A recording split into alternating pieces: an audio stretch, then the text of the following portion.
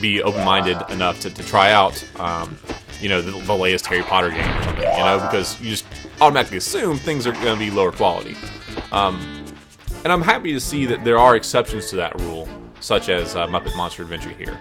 I wouldn't call it super original. It doesn't really, you know, break any ground with regards to platformers, but it's absolutely a competent game. You know, it's got great level design, it's got great music, fun characters, fun voice acting and such. You know, it really scratches that itch for those that are looking for this type of platformer. It does it very well. These guys out.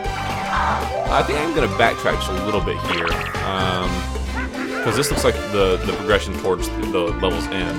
I'd rather see what this little mini game is all about over here. So yeah, this is a game that, you know, you won't hear about when you talk about, oh, well, some of the great platformers of this time. You'll hear about Banjo-Kazooie and Super Mario 64 and Spyro the Dragon. You won't hear about this, even though it is a very well done game, actually. Snakes? Why did it have to be snakes? I hate the snakes, okay? Nice Indiana Jones reference. Did you see what I did there? A little Indiana Jones thing. This is good, no? I'm so good at the interpretations, okay? Oh, that's you even took it to that next level where you actually you even referenced the reference. That was great. Alright, so this looks like just a repeat of the minigame we played in the forest level. We have to climb up these towers and collect things. But we're also climbing up multiple different towers instead of... Oh no! What? Let's do this. Climbing up multiple different towers instead of confining ourselves to one tree. Plenty of time, just take your time. Besides, once I get to the top of one of these, I should be able to kind of take a shortcut by gliding to the others, I think. Indeed.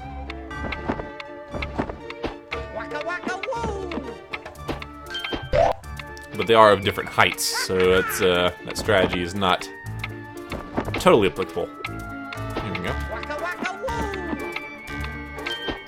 Alright, one more, or two more rather.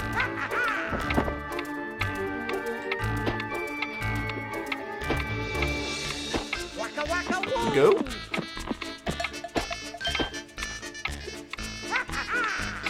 And the last one's over this direction, huh?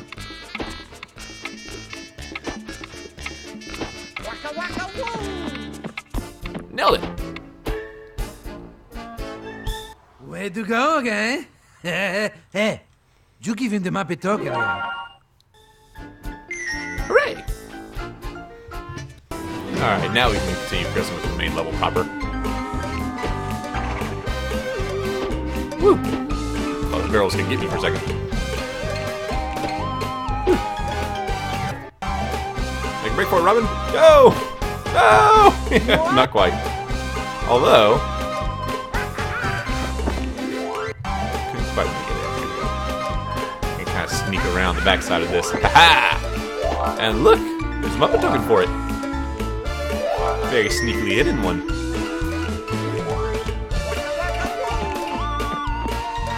So yeah, this is something that's become very evident to me since I started doing Let's Plays for UnderPlayed.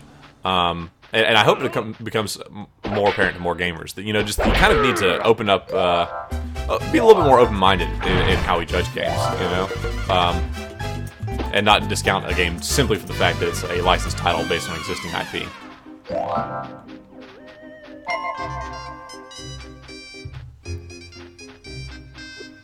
Now, that being said, we're probably a little bit harder on video games than we are necessarily on other media, just due to the their cost, really. You know, the fact that a game takes, you know, anywhere from 1 to 3 years, possibly more, to be developed, and by the time it reaches the consumer, you're talking about an asking price of, you know, $40 to $60, depending on the title. You know, some indie games maybe less than that, but for the most part, You know, it's a lot more to ask from a consumer than, you know, a movie, which maybe $20 for a DVD, you know, or even less for the price of seeing it at a theater. And likewise for books, things like that.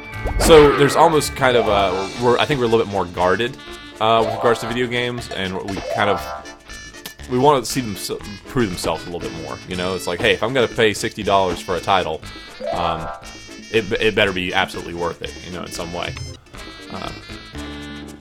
Because we see, you know, similar traits to things that we, you know, decry in the video game world, in the movie world, and I don't see them lambasted as much, you know.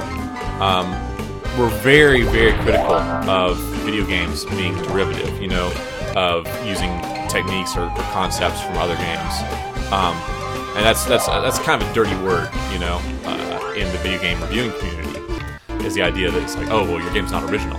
While there's plenty of films that are unoriginal, they use techniques and concepts from other films, but we tend to be a little bit more forgiving in our view of that. You know, if it works for the title as a whole, if it creates a stronger artistic piece, film critics tend to be a lot more forgiving of that than video game critics do.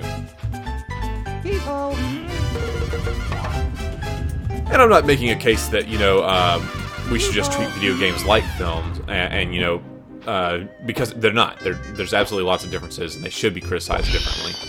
But again, a huge thing that has been revealed to me just through the games that I've played on UnderPlayed, and I hope is revealed to other players watching, is just that you really owe it to yourself to be a little bit more open-minded and try games you might not have thought of trying before. You know, sometimes you get exposed to some really interesting little bits.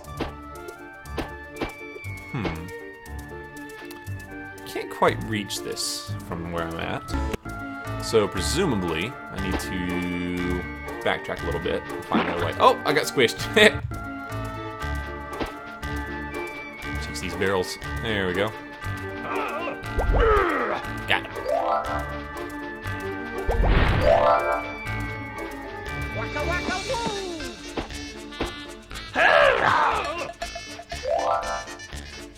I try to steer away from political issues too much in the commentaries for UnderPlayed, but it is worth noting, you know, whenever we deal with depictions of Arabian culture, you know, we want to be careful that we're not pandering, you know, that we're not saying that, you know, the interpretation of Disney's Aladdin is the only way you can portray, you know, the Middle East in video games. I don't think it's as big of an issue for a game like this, which is built on being cartoony and fun, you know. So already you know that these are not supposed to be realistic depictions of, like, you know, a particular country or nationality. So it's a little bit easier to you know, be more forgiving and say, oh, you know, I don't know if this is exactly politically correct, you know. When a game is trying for a more realistic bent, you know, certainly a game that's set in the real world, it's very important that you portray other cultures, you know, fairly and realistically and authentically. Here we can kind of be a little silly and have the guys swinging around scimitars and wearing the turbans and such, you know. I think we'll run into less issues of you know, political incorrectness in that area. Although, I mean, that's just my personal opinion. You know, other people may look at a game like this and say, hey, that's perpetrating, you know, Arabian stereotypes. That's not cool, you know? I think it's going to be less of an issue, partially because this is a pre-2001 game, and as a result, you know, just, at least in the American political landscape, you know, issues of depiction of Middle Easterners were a lot less of a hot-button topic at this time, you know? And we don't see any terrorists here, is what I'm trying to say. And there's no reason for us to, you know. We just kind of see the old Sinbad kind of tropes, you know, things we would see from the Arabian Nights and depictions such as that. Alright, I don't want to go up there just yet. It looks like there's a Pepe minigame over here. Stuck? Try pushing a block around, okay? Oh, so just a little bit of advice, not a minigame.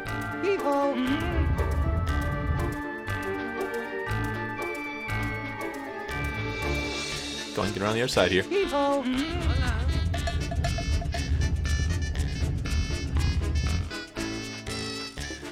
Hee-ho. Aha! I have an alternate route. Interesting.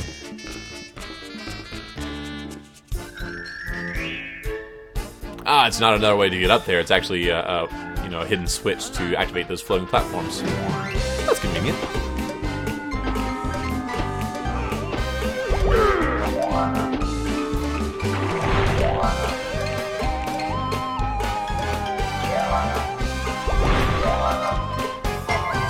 Getting a much better feel for the controls at this point in the game. As you would expect, you know, you spend more time with the game, you're gonna get a little bit better at it, or at least with its basic control set.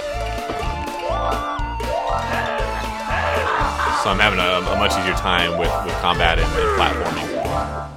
Although the gun attack is still pretty short range. Pretty much the only way to effectively use it is to use your R1 dash ability and just get as close as you possibly can to them. You just run in there and charge and kamikaze in and then shoot them at the last minute, you know? Like that.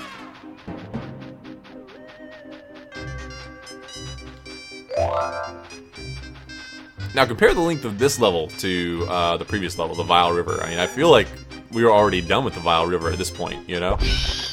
Maybe my perception of time is just off, but this level certainly seems a lot larger.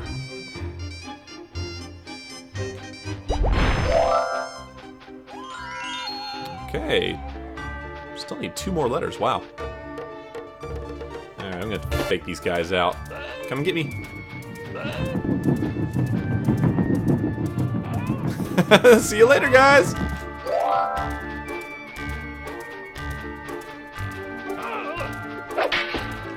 Miss me.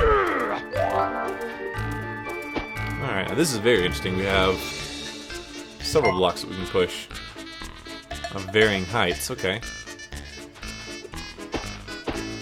And we want to get them to a certain configuration that will allow us to hop up there. Where's this whirlwind go, I wonder? Oh, hey, there's Muppet token right here.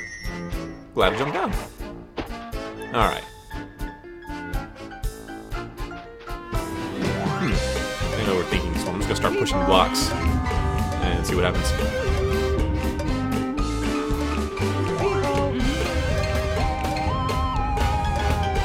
Alright, looks like it's in a good position.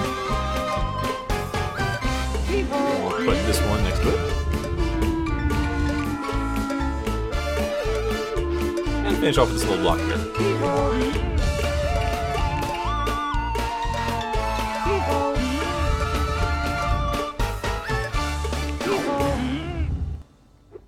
Okay, up we go. I think I see another mini game coming up here.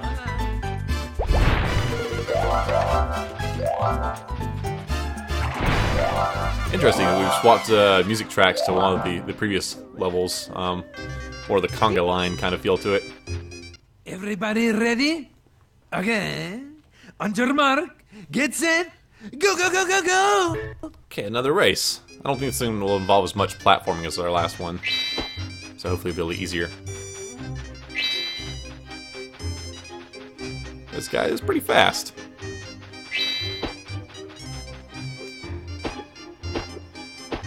Guess I spoke too soon about those platforming elements, huh?